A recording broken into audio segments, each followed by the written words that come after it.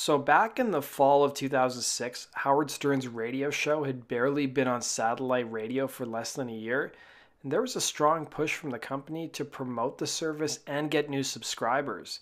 I remember I was in my third year of university, and I almost got kicked out of school after 1 year because, let's face it, I was screwing around and not taking it seriously as I should. But my third year, I had a good head on my shoulders and was taking my studies seriously. Plus, the threat of death from my immigrant parents only forced me to get my shit together. Now, it was around this time that my brother sent me his login and password for his Sirius XM account, or I guess I should say Sirius account because they hadn't combined with XM yet, so I could listen to the Howard Stern show on Sirius. Now, I hadn't heard Howard's show in about 7 years, and his move to satellite radio only excited me. It was around this time that Sirius was giving away a free week trial to people who weren't subscribers, and it was a huge deal because the Who members Roger Daltrey and guitarist Pete Townshend would be appearing on Howard's show. Now, by 2006, Townshend's reputation had taken a huge hit. 3 years prior, in 2003, Townshend would be charged with surfing the internet in search of pictures of underage children. Now, it's important to note that Townshend and Daltry were not in New York to do the interview where Stern's radio show was based. Instead, they were in London calling into the show, and Townshend would be joined by his girlfriend Rachel Fuller. Now, their interview with Stern was about to come up, and they were listening to the live broadcast, and it would be Howard's longtime sidekick Robin Quivers who brought up Townshend's 2003 arrest and Townshend's claims that he suffered abuse as a child. Stern responded to Quivers with a quote saying, "Oh yeah, we could ask him about that." And Townshend was so upset that he stormed out of the London studio, leaving Daltrey and Fuller to do the interview with Stern themselves. Now, once the interview started with Daltrey, Quivers claimed that Townshend would have walked out of the interview regardless of whether they brought up his 2003 charges or not, saying he's a real testy guy.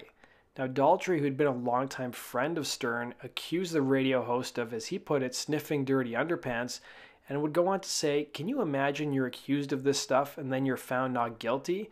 If you had to defend yourself through this stuff, the wounds are so deep on the man, and it's just tragic because he's got so much to offer," Daltrey would say. Stern did have some fun during the interview, even though Townshend didn't appear on the show.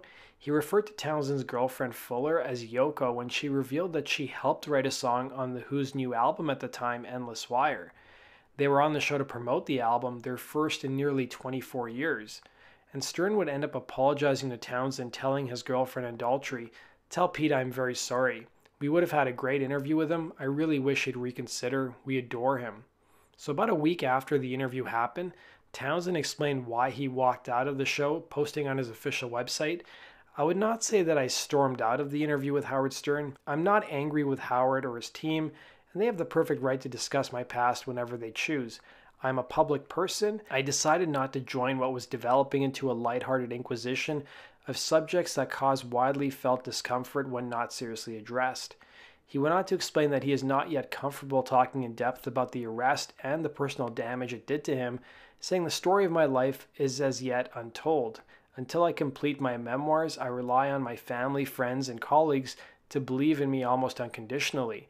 Anyone willing to wait for my story must address the facts at hand and make their own decision." Now, Townshend would close by saying, "For the record, I no longer lobby publicly about this issue, but I continue to underwrite organizations that support adult survivors of child abuse." So what happened to Townshend and his arrest? Well, like I said earlier, he was cleared of the charges. And that's not the only time Howard Stern has feuded with a musician. Check out my videos on his feud with the band Tool and Bon Jovi right on the screen in front of you. Thanks for watching, guys. Be sure to hit the like button and subscribe. And as always, let me know which stories you'd like to see me cover in the future by replying to the pinned comment in the page below. Take care.